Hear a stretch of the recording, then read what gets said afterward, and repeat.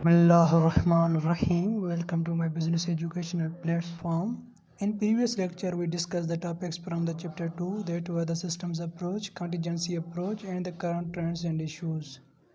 In today's lecture, we will discuss the topics from the chapter 3 that will be the omnipotent view of management, symbolic view of management, the organizational culture, and how employees learn the culture.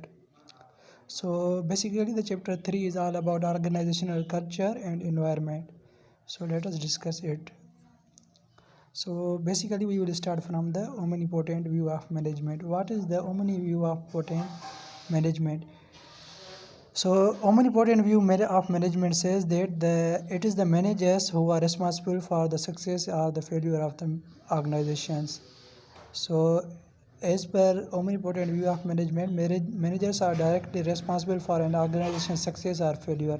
The quality of organization is determined by the quality of its managers, how well the managers are. Managers are held accountable for an organizational performance, yet it is difficult to attribute good or poor performance directly to their influence on the organization.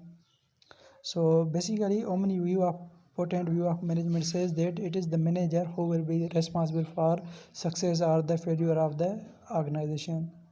Then we have the symbolic view of management.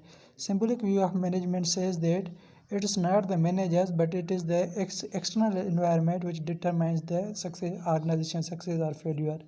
So much of an organization success or failure is due to external forces outside of managers' control. The ability of managers to affect outcome is influenced and constrained by external factors. The economy, these factors include the economy, customers, governmental policies, competitors, industry conditions, technology, and the actions of previous managers. Then we have the organizational culture. So basically, organization is made up of peoples, and the culture is determined by man-made things. So how the man-made things are being done in the organization is known as the organizational culture. So it is the system of shared meaning and common beliefs held by organizational members. They determine in a large degree how they act towards each other. The way we do things around here, values, symbols, rituals, myths, and practices. So what are the sources of organizational culture? The sources of organization comes from the organization's founder, why the organization is being created, what was his perception behind the organization, vision and mission of the organization, where the organization want to see go, where the organization exists, and where it will be in the future, past practices of the organization, the way things have been done, the behavior of the top management, and the continuation of the organization is also about the recruitment of like-minded people who fit, socialization of new employees to help them adapt to the culture.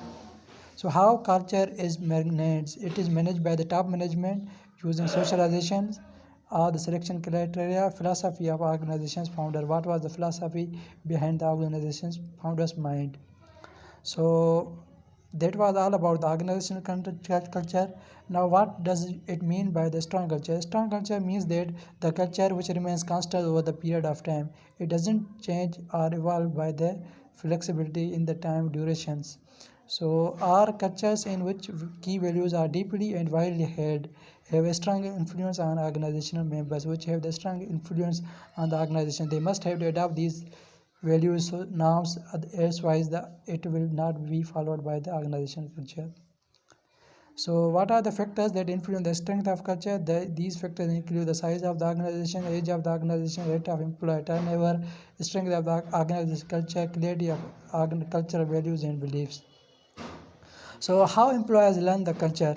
So they learn the culture through stories, rituals, how the past employees have done so far, the rituals, narratives of significant events or actions of people. They convey the spirit of the organization, repetitive sequence of activities that express and reinforce the values of the organization.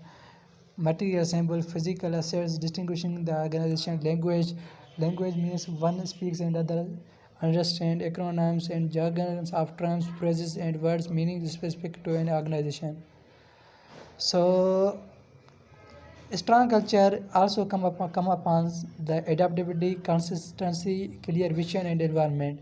So what does it mean by the adaptability? Adaptability means they must adapt the changes that arise from the environment or the organization internal environment. Consistently, they must be the consistent. There must be a clear vision, and there must be the involvement of the all employees. If the all things will be made, then there will be the profits. There will be the profit, there will be higher the returns on the sales, there will be the higher sales growth, and there will be the quality of the products, and also there will be quality of the employees, managers, and the employees will be feel satisfied and they will be motivated. So I hope you understood today's lecture. That was all about the organizational culture till our office.